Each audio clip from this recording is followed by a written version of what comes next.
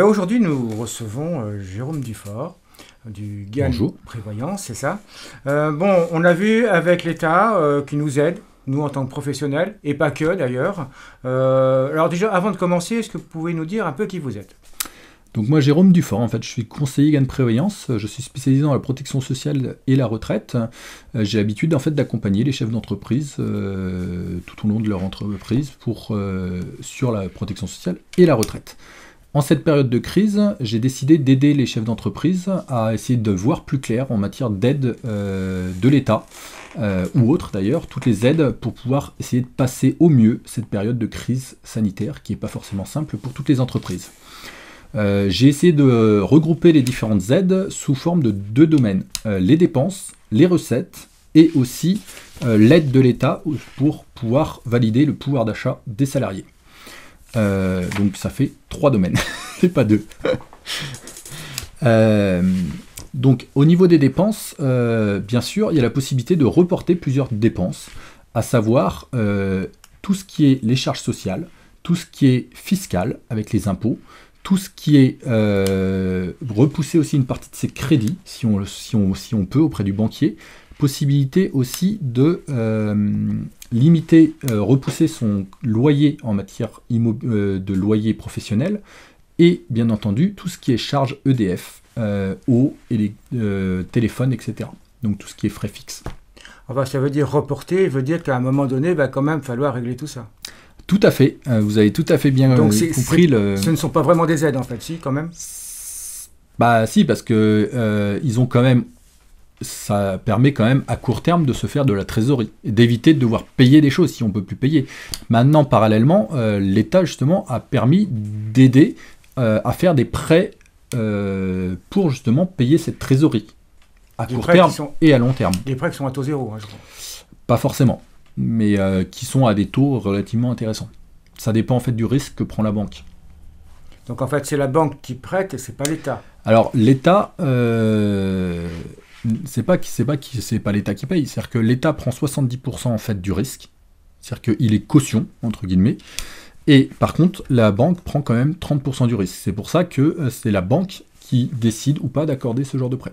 Donc les personnes qui n'ont pas beaucoup de revenus et qui ont le plus besoin de crédit n'ont pas forcément un crédit qu'à accepter. C'est bien pour ça que vous avez la possibilité, mais on en parlera plus tard, d'avoir un médiateur qui vous aide justement pour faire ce genre de dossier et pour essayer de faire passer les dossiers. Et il existe aussi d'autres aides qui sont justement pour des cas qui n'ont pas réussi à avoir de crédit pour les aider dans leur trésorerie. Mais justement, je reviens là-dessus, quelles sont les aides au niveau des revenus? Parce que c'est bien gentil d'avoir toutes ces baisses de charges, mais au niveau des revenus, l'État aide sous forme de primes de solidarité, les 1 500 € par exemple, mais qui vont aussi plus loin, et c'est là où on va voir un peu jusqu'où ça peut aller. Aussi une aide au niveau technologique pour que les gens puissent aller sur les sites internet, par exemple, une aide aussi de crédit d'impôt pour encourager les propriétaires dans leur domaine pour diminuer ou supprimer carrément les loyers, et une aide aussi en acceptant de débloquer de l'argent qui était bloqué sous forme Madelin, entre autres. Mais nous avons aussi une règle particulière au niveau qui permet de soutenir le pouvoir d'achat et éviter que les entreprises coulent. C'est-à-dire que vous avez le chômage partiel, c'est-à-dire que vous pouvez aussi mettre une partie de vos salariés en chômage partiel, c'est-à-dire payé par l'entreprise. Et vous avez des aides sociales qui continuent et qui ont été reportées pour 3 mois. Et vous avez aussi une règle que l'État a obligée, c'est-à-dire interdire que ce soit tout ce qui est entreprise énergétique ou les bailleurs de locaux professionnels, de la possibilité d'interdire, de supprimer et de mettre dehors la personne, même si elle ne paye pas tout pendant la période justement de crise sanitaire. Alors comment est-ce que l'État a le droit, a le droit d'interdire alors que c'est du privé? Ah bah en fait c'est une loi qu'il a imposée. Maintenant 3 mois après malheureusement il faudra bien qu'ils payent les gens. C'est une loi qu'il a imposée. C'est reporté. C'est reporté. C'est pas annulé. Maintenant, on verra un peu plus tard dans notre présentation, il y a la possibilité au niveau des crédits d'impôt d'inciter justement à annuler pour de bon la dette. Maintenant, on va rentrer un peu plus dans les détails de chacune des aides. Dans un premier temps, au niveau des reports des cotisations de l'URSSAF, il est possible de demander soit d'avoir de reporter la totalité ou partiellement les cotisations sociales. C'est-à-dire que si vous avez par exemple 5 000 € à payer au niveau de l'URSSAF, vous avez la possibilité de dire que je paye qu'une partie des 5 000 € ou carrément reporter la totalité au mois d'après. D'accord? Et vous avez le droit à ceci 3 fois. D'accord? Et ceci, l'URSSAF ne pourra pas appliquer ni de pénalité, ni de majoration de retard. À savoir, par contre, il faudra bien, un jour ou l'autre, les payer. C'est-à-dire que c'est un report. Et donc là, après, il faudra aller voir au niveau de l'URSSAF si vous ne pouvez pas faire un échelonnement ou reporter sur les mois d'après. D'accord? Donc attention quand même, c'est pas une suppression définitive. Si par contre vous êtes auto-entrepreneur, là au niveau de l'URSSAF, c'est différent. Et que vous avez déjà déclaré que vous avez des revenus, mais que vous n'avez pas les moyens de payer du coup l'abattement de l'auto-entrepreneur, là, dans ces cas-là, vous pouvez soit modifier directement à la main au niveau du site, en mettant un autre montant, ce qui vous permet de diminuer du coup les charges que vous aurez à payer, ou tout simplement mettre 0. Par contre, bien entendu, au bout d'un moment, il faudra bien les payer. D'accord? Ensuite, au niveau des impôts, vous avez différents impôts possibles au niveau fiscal. Vous avez l'impôt sur la société, l'impôt sur le revenu, la TVA, ou les cotisations foncières d'entreprise, la CFE. Tout ceci, vous pouvez au moins les reporter aussi. Et si vous n'avez pas été capable en printemps de les payer, vous avez même la possibilité de demander un échelonnement pendant 3 ans du paiement de cet impôt, pour justement limiter la dépense d'un coup. Sans coût supplémentaire. Sans coût supplémentaire, bien entendu. Par contre, quand on essaye de rentrer un peu dans les détails de cette aide, c'est essentiellement pour les entreprises qui faisaient l'objet d'une fermeture administrative ou ayant une situation financière justifiant la demande. La question, c'est qu'en est-il de la situation financière justifiant la demande? Et je pense que ça, c'est du cas par cas. Et ça, si vous souhaitez avoir plus d'informations, on pourra regarder ensemble, tout simplement en faisant un entretien personnalisé. Et là, du coup, je regarderai avec vous et je vous montrerai quelles sont les différentes possibilités. Sinon, au niveau de l'impôt sur le revenu, il faut savoir que le prélèvement à la source, c'est des cotisations que vous payez tous les mois. Et or, c'est bien gentil, si vous avez une baisse de revenus, vous n'êtes pas censé payer le même taux de prélèvement à la source que si vous avez des revenus identiques que de l'année dernière. Donc, vous pouvez demander tous les 3 mois de faire ajuster votre taux en fonction des revenus réels que vous déclarez. Alors en fait, au niveau du prélèvement à la source, on peut aller directement sur le site, page personnelle, vous allez le faire soi-même. Tout à fait. Ou vous pouvez, sinon aller, si vous n'aimez pas trop aller sur Internet, vous pouvez aller directement à un guichet de Trésor public et leur dire voilà, je déclare que je veux avoir une baisse de revenus et donc du coup, je voudrais que mon taux soit recalculé. Et ceci à raison trimestrielle. Et on peut également vouloir ne pas payer du tout mensuellement, c'est toujours valable. Tout à fait, c'est toujours possible. Par contre, une autre chose, c'est possible aussi à l'inverse. Et ça, malheureusement, les gens ont tendance à l'oublier. Si un jour vous avez une hausse de revenus, un départ à la retraite par exemple, des primes particulières exceptionnelles, sachez qu'il est important aussi d'aller voir les trésors publics pour leur demander un ajustement du taux pour éviter de se retrouver les 3 derniers mois de l'année à avoir une grosse hausse des impôts à payer les 3 derniers mois. C'est exactement comme EDF. Vous avez un prélèvement qui est sur la consommation de l'année dernière, donc là sur les impôts sur les revenus de l'année dernière, et les 3 derniers mois, vous avez un réajustement. Au niveau des reports, vous avez aussi des frais fixes qui peuvent tomber, qui sont l'eau, l'électricité, le gaz et les loyers. Donc ça, c'est plus un accord qui a été fait avec les différentes sociétés d'eau, d'électricité et de gaz et des propriétaires, avec des obligations du coup pour tous les fournisseurs d'électricité, de gaz et d'eau potable, d'accorder un report des échéances de paiement de factures non acquittées éligibles à partir du 12 mars 2020 jusqu'à la fin de l'urgence sanitaire. L'avantage, c'est que ça peut vous permettre d'avoir un peu de trésorerie et éviter de payer des découvertes pendant toute cette période-là. Par contre, sachez que vous serez obligé à la fin de la crise sanitaire de payer ou d'aller voir au moins ces organismes pour leur dire comment vous avez fait pour l'échéancier pour payer ces montants-là. D'accord? Mais vous n'avez aucune pénalité financière et aucun frais qui sera demandé. Ça a été un accord qui a été fait entre les différentes possibilités. Autre chose, ils n'ont pas la possibilité de suspendre ni réduire votre contrat. Au niveau des loyers aussi des bureaux, si vous êtes locataire tout simplement d'un local commercial, il est possible d'aller voir votre propriétaire pour leur demander soit de diminuer le loyer parce que vous avez moins de revenus, soit carrément de supprimer le loyer. Sachez que eux ont des possibilités au niveau bancaire pendant 6 mois de ne pas payer leur crédit, donc du coup effectivement ils peuvent reporter le fait qu'ils n'aient pas de loyer, de crédit à payer en ne vous demandant pas de payer de loyer. Ça, c'est possible. La deuxième chose, ils vont, dans un deuxième temps, avoir des aides de l'État pour les inciter à abandonner carrément votre loyer. Alors, donc là, c'est simplement une négociation, un accord avec le propriétaire, en sachant que ce dernier, lorsqu'il a je ne sais pas si on appelle ça un crédit d'impôt, mais c'est 50% du loyer, c'est pas la totalité. Donc, effectivement, vous avez raison, c'est un accord que vous faites avec votre propriétaire, mais vous avez quand même quelques arguments que vous pouvez lui donner, qui est que lui peut aller demander auprès de son banquier d'avoir un report de son crédit pendant 6 mois. Donc du coup, effectivement, s'il n'a pas de crédit, il peut très bien vous dire, du coup, je ne suis pas obligé de payer de loyer. Et du coup, ça vous permet de pérenniser votre entreprise et du coup, lui, de pouvoir avoir toujours un locataire en place. Parce que le risque, c'est que si vous fassiez faillite, vous ne puissiez plus payer votre loyer. D'accord ? Ça, c'est la première chose. La deuxième chose, effectivement, dans un deuxième temps, on va voir plus tard, vous aurez un crédit d'impôt qui va l'inciter justement à supprimer carrément ce loyer. D'accord ? Effectivement, donc j'en reviens du coup au crédit bancaire. Vous avez aussi la possibilité, si vous avez des crédits d'entreprise, de demander un report jusqu'à 6 mois du remboursement de ces crédits. D'accord ? 6 mois qui peut être renouvelable, je crois. Qui peut être renouvelable à 12 mois, mais qu'à une seule condition, c'est d'être dans le secteur de l'hôtellerie, de la restauration, du tourisme, de l'événementiel culturel et sportif.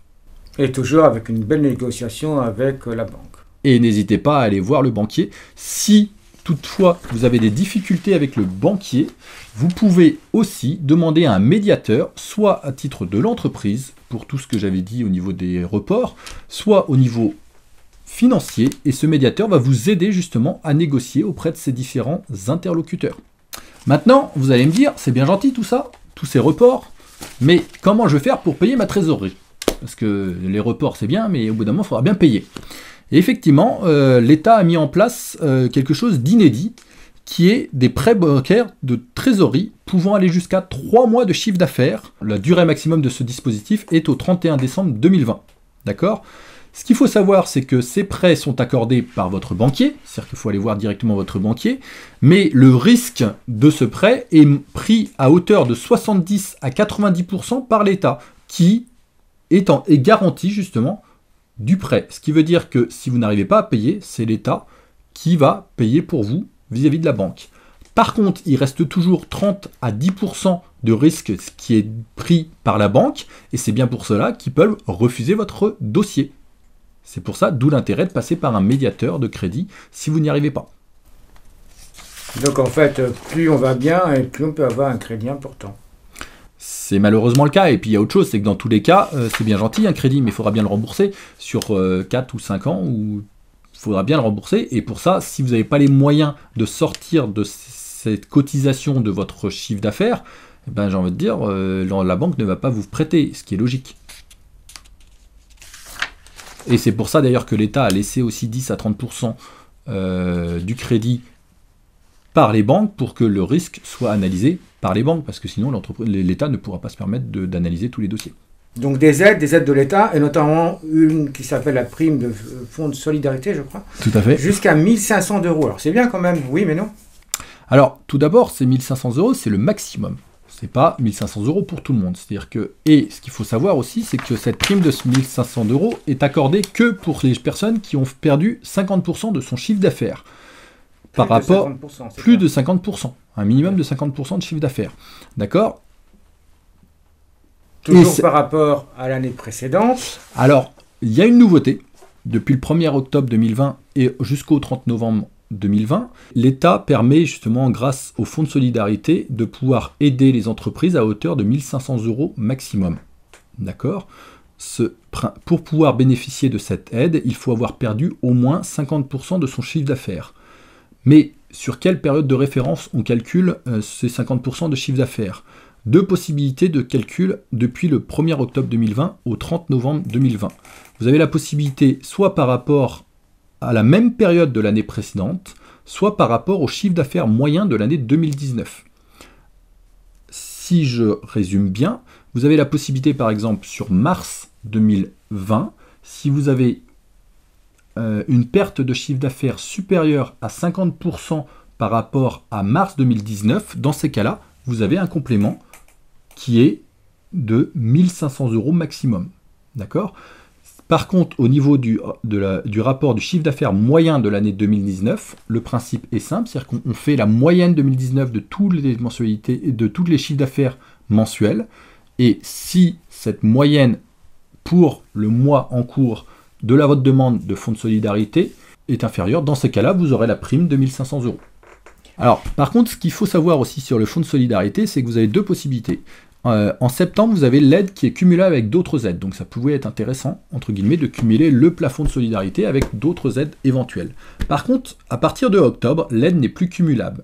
Donc ce qui va se passer, c'est que vous allez pouvoir choisir l'aide qui est le plus favorable pour vous. Mais effectivement, vous n'aurez pas cumulé deux aides. J'aimerais juste vous préciser une chose, c'est qu'il faudra bien conserver les documents prouvant que vous avez une perte de 50% du chiffre d'affaires, parce que l'État aura 5 ans pour vous demander de prouver que vous étiez bien dans des conditions de percevoir ces aides des 1500 €. L'aide de solidarité est exonérée d'impôts. C'est-à-dire que si vous avez 700 € ou 1500 €, c'est exonéré d'impôts et sur les sociétés, si vous êtes sur l'impôt sur les sociétés, et sur les revenus, si vous êtes auto-entrepreneur et que ça rentre dans l'impôt sur le revenu. Il faut le savoir. Étant donné que c'est l'État qui nous donne, ce serait quand même dommage de repayer des impôts dessus. Même si nous savons que souvent l'État donne pour reprendre un peu d'un autre côté. J'entends bien, mais ce que vous avez oublié, c'est qu'il y a peut-être des conséquences là-dedans. Parce que si ça ne rentre pas dans l'impôt sur le revenu, il n'y a pas de charge au niveau de l'URSSAF non plus là-dessus, et vous ne cotisez ni pour la retraite, ni pour tout ce qui est prévoyance. C'est-à-dire que concrètement, ces revenus risquent de vous faire baisser vos montants de retraite potentiels. Pour cela, si ça vous intéresse, n'hésitez pas, je pourrais vous expliquer plus en détail. Sachez quand même une dernière chose, au niveau du fonds de solidarité, il faut avoir fait la demande au plus tard dans les 2 mois de la fin de la période mensuelle au titre de laquelle la demande d'aide est faite. Au niveau de la période de septembre-octobre 2020, pour les entreprises frappées d'une fermeture administrative, le plafond d'aide était de 330 € par jour d'interdiction d'accueil au public. Il faut savoir que ça commence à être un peu plus élevé. Sachez que c'est possible, mais par contre cette aide correspond au montant de la perte de chiffre d'affaires. Hors chiffre d'affaires réalisé sur les activités de vente à distance, avec retrait en magasin de la livraison. Sachez aussi qu'il y a une possibilité d'avoir une aide de 2 000 € à 5 000 € octroyée aux entreprises se trouvant en difficulté particulièrement difficile par les conséquences de l'épidémie du Covid-19. Ce montant de la prime dépend du chiffre d'affaires. C'est un complément qui vient directement de la région et non plus de l'État. Par contre, pour pouvoir bénéficier de cette aide, il faut pouvoir bénéficier des 1500 € du fonds de solidarité, avoir au moins un salarié, avoir un chiffre d'affaires supérieur ou égal à 8 000 €, être dans l'impossibilité de régler leurs dettes exigibles dans les 30 jours et le montant des charges fixes, dont les loyers commerciaux et professionnels, et avoir eu un prêt bancaire garanti banque BPI refusé par l'État. Ce qui répond à votre première question, qui était que, justement, si vous n'avez pas eu de prêt bancaire, vous avez au moins cette possibilité de demander une aide de la région. Vous avez dû entendre parler aussi d'une aide de 10 000 €.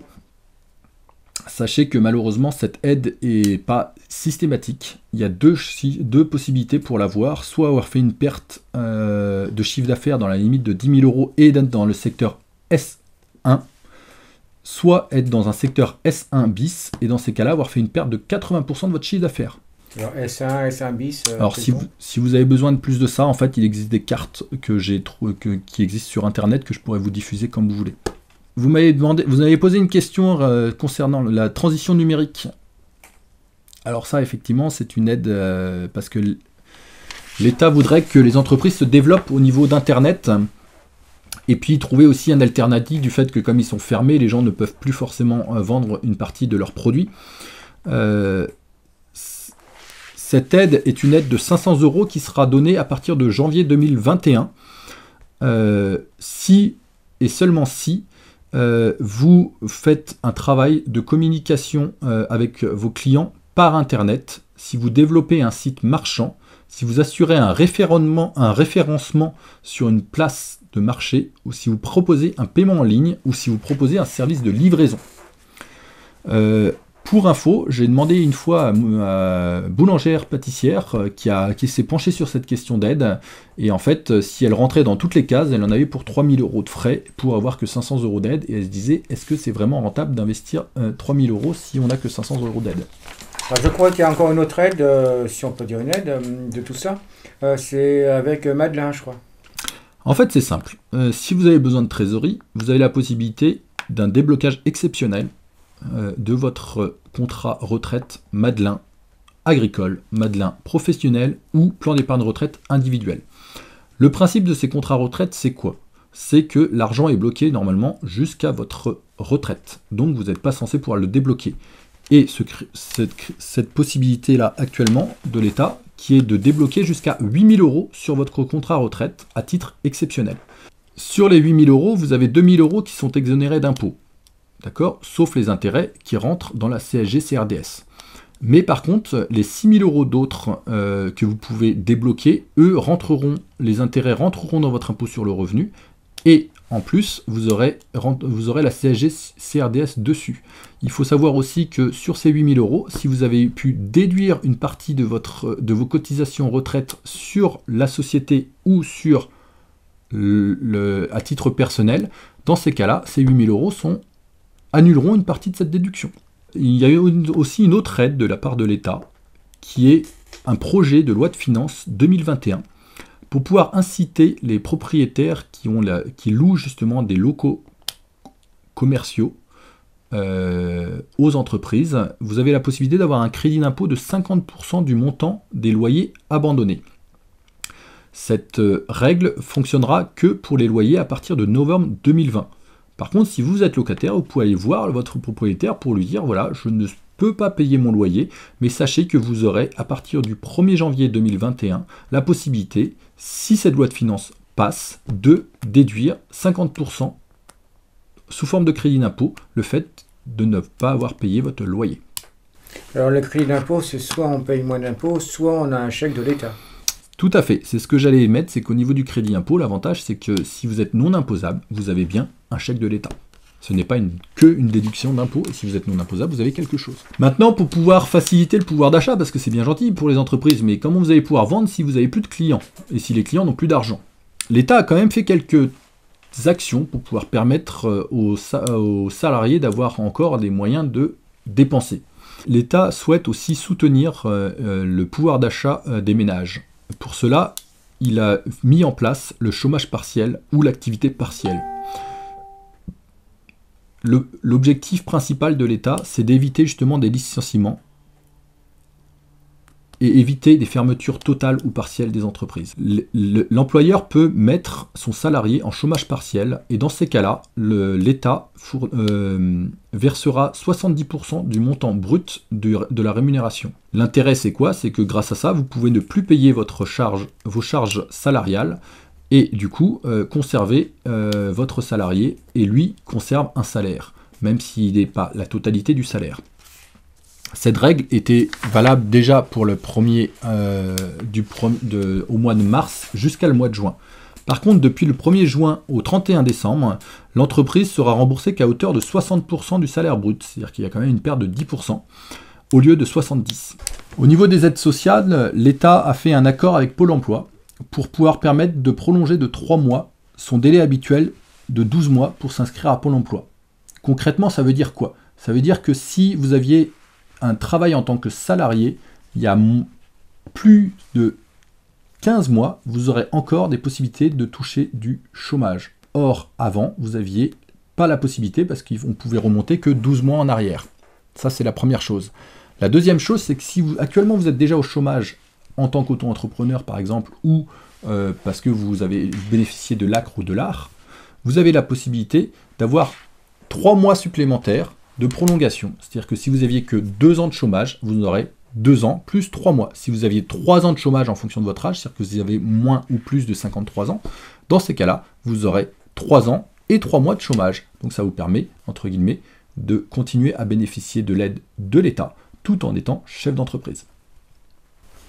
Tout ça, ça fait quand même beaucoup d'aide au niveau de l'État. C'est financé comment? Alors concrètement, on a eu la possibilité, l'État a pu financer grâce à des crédits européens jusqu'à 500 milliards de crédits actuellement. Bien entendu, ça revient à ma conclusion, c'est bien gentil tout ça, mais qui va payer derrière? Ce seront les générations futures. Les générations futures, est-ce qu'ils auront la capacité de payer tout ça? Et est-ce que derrière, il n'y aura pas des risques aussi, avec tous ces reports par exemple qu'on a pu constater ensemble, est-ce que les gens vont pouvoir payer au bout d'un moment ces reports? Donc les générations futures, comme vous dites, vont payer. Pourquoi? Parce que les impôts vont augmenter. Je crois que les assurances aussi ont aidé au financement. Les assurances vont augmenter. Comment ça va se passer? Alors, au niveau des impôts, d'après nos hommes politiques, ils ne devraient pas augmenter les impôts. Donc ça, normalement, tout va bien. Au moins jusqu'à la fin de ce quinquennat. Peut-être que le prochain, ce sera plus compliqué. Au niveau des aides du Fonds de solidarité, effectivement, vous relevez une problématique qui n'est malheureusement pas trop connue, mais les assurances ont eu l'obligation de sortir 400 millions d'euros pour pouvoir aider le financement des fonds de solidarité. Personne n'est au courant, mais ça fait quand même une belle somme versée par les assurances. Au niveau des générations futures, au niveau des entreprises, il faudra bien qu'ils trouvent cet argent. Cet argent, ils seront peut-être obligés d'augmenter les prix. Et est-ce qu'on risque pas d'avoir une augmentation d'inflation? On peut se poser la question aussi. Parce que il faudra bien payer un jour ou l'autre toutes ces dépenses ou tous ces reports. Alors, effectivement, vous avez les crédits, c'est pareil. Si vous avez pu faire un crédit de trésorerie pendant 4 ou 5 ans, faudra bien, ce sera bien quelqu'un qui paiera. Si ce n'est pas le consommateur, qui va payer? La question peut se poser. Donc en fait, en conclusion, aide, oui mais non, non mais oui, un peu, mais faire attention, quoi. Si, des aides sont quand même importantes, parce que les fonds de solidarité, 1500 €, ça représente quand même pas mal de personnes. La possibilité du chômage partiel, ça permet d'aider quand même le pouvoir d'achat de la plupart des Français.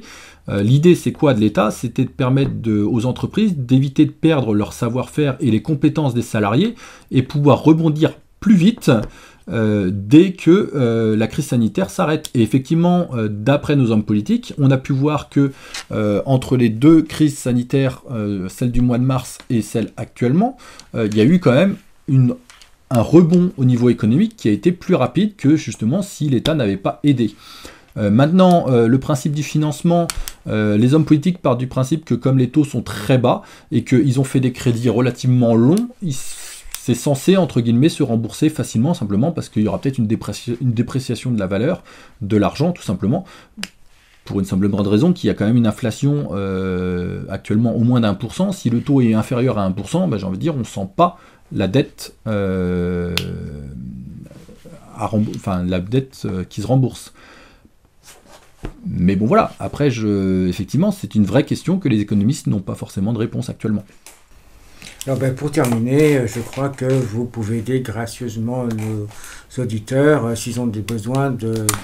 Alors effectivement, moi j'offre à toutes les personnes qui voient ce film la possibilité d'avoir un bilan de protection sociale et de retraite, mais aussi qui est dans le sens très élargi, c'est-à-dire que moi j'ai la chance en fait d'avoir la protection juridique de Groupama Ganvi qui me met à jour régulièrement les aides de l'État et puis d'autres domaines d'ailleurs qui vous permettent en tant que chef d'entreprise de vous aider dans toute votre vie d'entreprise.